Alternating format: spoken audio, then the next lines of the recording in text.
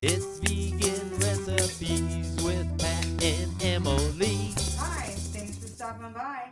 Today we're going to turn this cauliflower into buffalo cauliflower bites. Let's get started. We are going to chop this cauliflower up. The cauliflower is cut and you can see I've cut it into little floret pieces, a little bit bigger than bite size. Now that the cauliflower is cut up, we are going to mix up our batter. Because I'm away from home, I mixed all of these dry ingredients together before we came on vacation.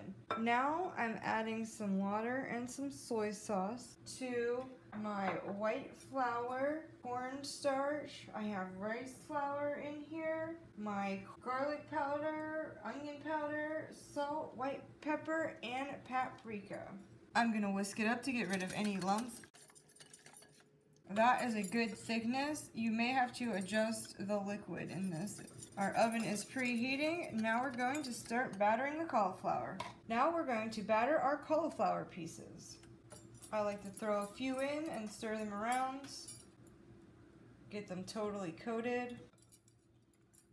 And then I tap off the extra batter and onto the sheet.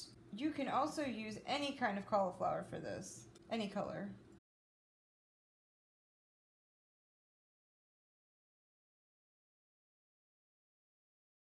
Throw a few more in. We are just going to keep continuing this process until all of the cauliflower is battered. We got a whole tray and a half, and these are going in a preheated oven at 425.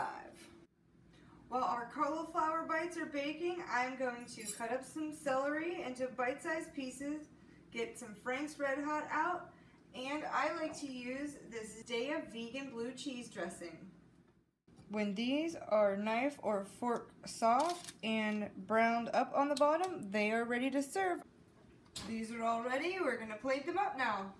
I like to take a couple pieces of our buffalo cauliflower bites, and as I am eating them, I toss them with Frank's Red Hot. If you wanted to make your cauliflower buffalo bites more authentic, you would melt some vegan butter and then mix in some Frank's Red Hot before you coat your cauliflower bites.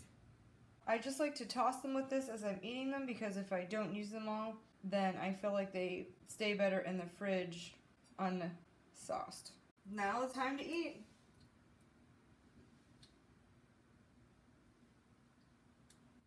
They're crunchy and soft inside, such a great flavor, and I like to have the celery sticks ready because it can get a little spicy. Thanks for visiting with us this week. Please comment below if you try this recipe and subscribe.